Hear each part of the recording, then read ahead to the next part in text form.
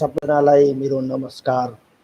म राजेन्द्र कुमार लाल यहाँहरू सबैलाई आफ्नो युट्युब लाइभ च्यानलमा स्वागत गर्दछु।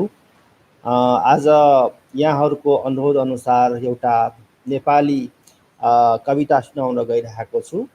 यो कविता 2009 को 19 जुलाईमा नेपाल प्लसमा प्रकाशन भएको थियो। सायद यहाँहरूले हेर्न सक्नुहुन्छ प्रकाशन भएको थियो र यहाँहरूको अनुरोधमा नै आज पुनः एकचोटि सुनाउन गइरहेको छु। त्यो बेलाको कन्टेक्स्ट र अहिलेको कन्टेक्स्टमा थोरै परिवर्तन चाहिँ भएको चाहिँ छ। तैपनि मोरलेस सन्दर्भ समय सापेक्ष नै छ। मेरो यो कविताको नाउँ हो जाग हे नेपाली नारी। जाग हे नेपाली नारी। दुर्गा पनि नारी थिइन्, दुर्गा पनि नारी थिइन्, राक्षसबाट मानव जातिलाई छुटकारा दिलाउने।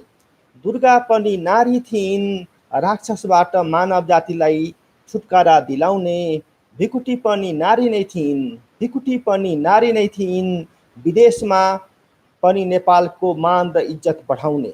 भिकुटी पनि नारी नै थिइन्, विदेशमा पनि नेपालको मान र इज्जत बढाउने।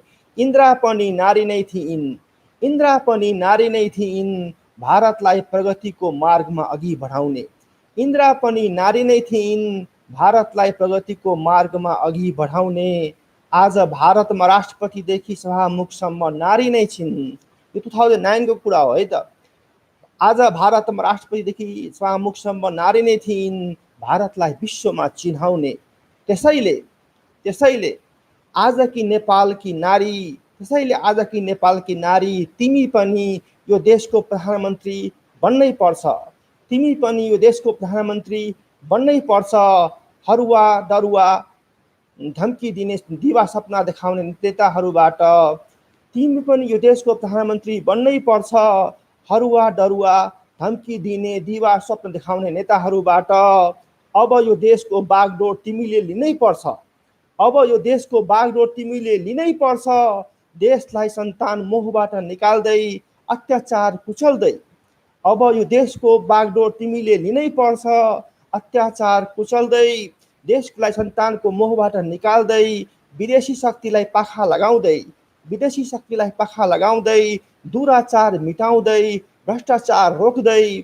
दुराचार मिटाउँदै भ्रष्टाचार रोक्दै नारी विरुद्ध हुने सम्पूर्ण विभेद हटाउँदै।